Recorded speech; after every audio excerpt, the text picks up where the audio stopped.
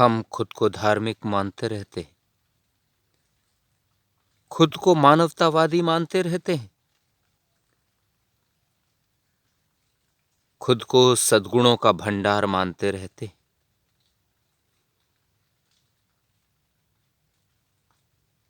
और यही नहीं, हम सब अधिकांश बार खुद को बहुत नैतिक मूल्यों से परिपूर्ण, महान आदर्शों से परिपूर्ण,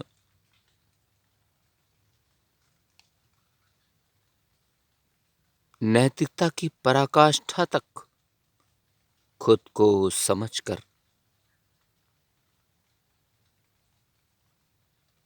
एक अद्वितीय व्यक्तित्व के धनी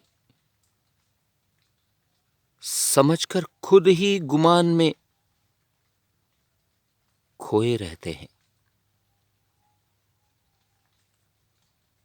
पर यह बहुत महत्वपूर्ण है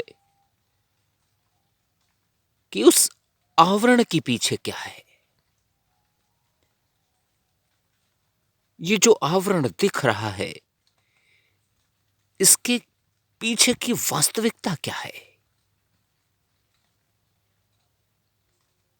यदि वह वास्तविकता और यह आवरण के सामने का दृश्य एक दिखता है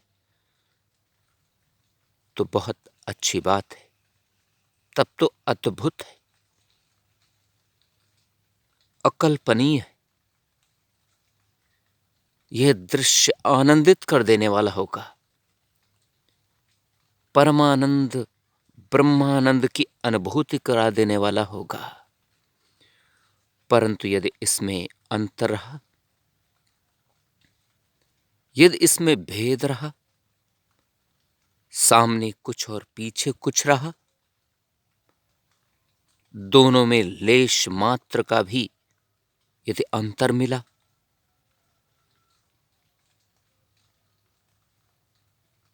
तब तो एक बहुत बड़ी जटिलता का जन्म हो जाएगा, तब तो एक बहुत बड़ी समस्या का जन्म हो जाएगा।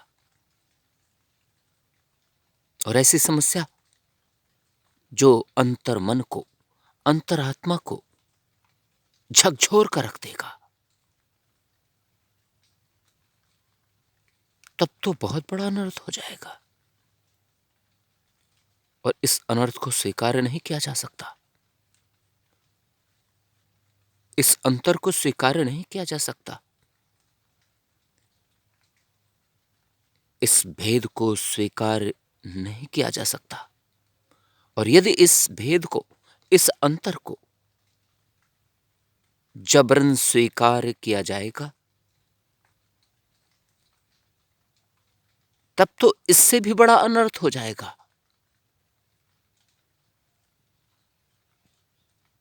इस प्रकार यदि हम यह समझें, हम कितने कितने अनर्थों को स्वीकार करते रहेंगे।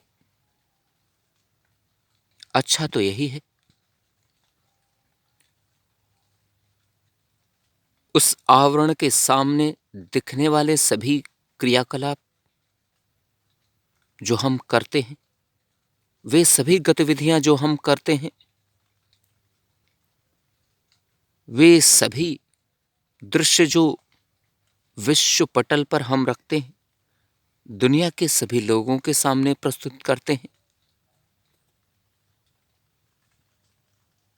अच्छा हो कि जो कुछ हम दुनिया के सामने प्रस्तुत करते हैं, जो कुछ भी हम दर्शाते हैं, ठीक वैसा ही अंतर्मन में भी हो, अंतरपट में भी हो, हृदय के आवरण के भीतर भी हो, हमारे मन मस्तिष्क में भी हो। ये तो किसी भी कीमत पर ठीक नहीं है कि अंतर्मन में कुछ हो और आवरण के बाहर कुछ। अनेकों बार ऐसा होता है और अधिकांश ऐसा होता है, हम उन वास्तविकताओं को समझ नहीं पाते, हम सत्य और असत्य में भेद नहीं मान पाते, समझ नहीं पाते।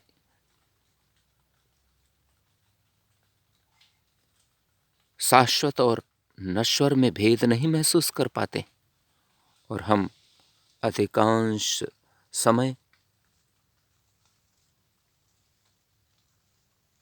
नश्वर को ही शाश्वत मानकर भ्रम में जीते रहते हैं। और यही कारण है और यही परिणाम भी कि हम शनैः शनैः ही अनेकों प्रकार के नकारात्मक अवगुणों से खुद को भर लेते हैं। हम सब कुछ करते हैं पर फिर भी सब कुछ नहीं कर रहे होते।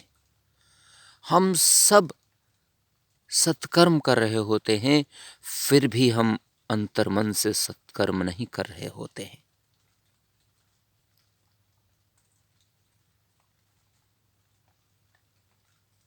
सत्य हम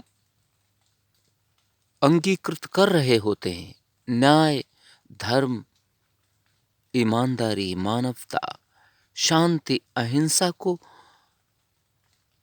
आदि इन सद्गुणों को स्वीकार कर रहे होते हैं, अंगीकृत कर रहे होते हैं और फिर भी हम अंगीकृत नहीं कर पा रहे होते हैं।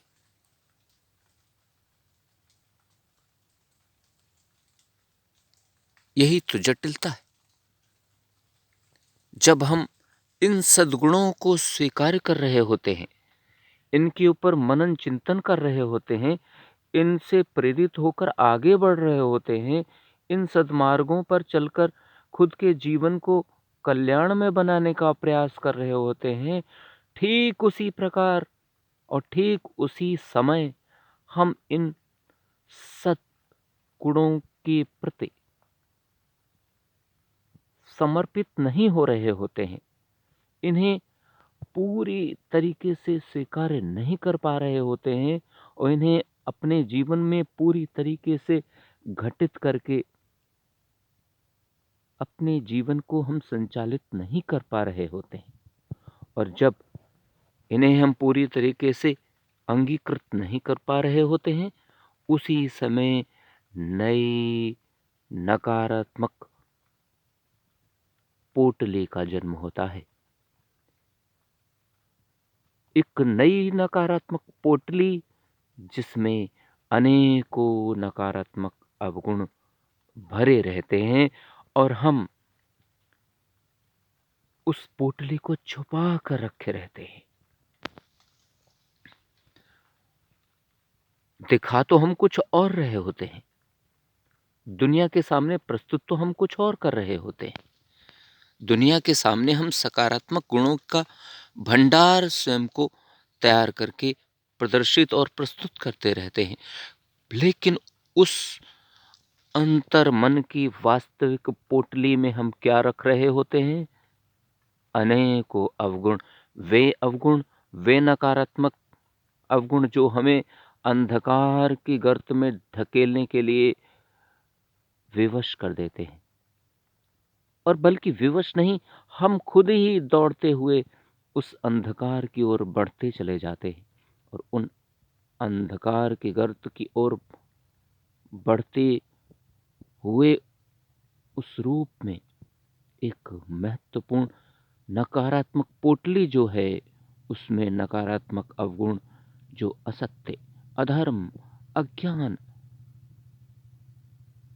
अन्याय, अराजकता, बेईमानी, भ्रष्टाचार, घूसखोरी, कमीशनखोरी, दंगा, फसाद, हिंसा, निर्दोष जीवों की हिंसा, अशांति आदि अनेकों नकारात्मक अवगुण उस पोटली में भरे रहकर हमको ही अंदर से ही खोखला करते रहते हैं, हमें अंदर से कमजोर करते रहते हैं, अंदर से ही तोड़ते रहते हैं और हम समझ नहीं पाते। और इस पोटली से निकलते हुए इनके प्रभाव हमारे पूरे शरीर की गतिविधियों को बदल कर रख देते हैं, पूरे शरीर की भाव भंगिमाओं को बदल कर रख देते हैं। जहां पर एक संशय, एक भ्रम, एक अंधकार में नकारात्मकता, और वह सब कुछ हमारे शरीर से छलक रहा होता है, हमारे क्रियाकलापों, हमारे विचारों, हमारी बातों, हमारे भाव भंगिमाओं से, हमारे आसपास के वातावरण में वे सभी प्रभाव प्रस्फुटित होते हैं। लेकिन फिर भी हम उन्हें प्रस्फुटित नहीं होने देते, हम उन्हें संतुलित करने की कोशिश नहीं करते, बल्कि हम बाहरी आवरण से, भ्रम के बाहरी आवरण से हम उसे छुपाने की कोशिश करते हैं। यही सबसे बड़ी समस्या जन्म लेती है। हम अपनी तकलीफों को खुद बढ़ाते हैं, और इसलिए मैं अक्सर इस बात को कहता हूं कि हम खुद की जांच करें, हम खुद को परखें, खुद की खुद ही परीक्षा लें और देखें हम कितनी नकारात्मकताओं से खुद को भरे हुए हैं। हम यदि इस बात को समझ पाएंगे तो मुझे लगता है हम कुछ संशोधन, कुछ बदलाव, कुछ संतुलन, कुछ कुछ संभालने की कोशिश करेंगे और सद्राहों की ओर बढ़ सकेंगे।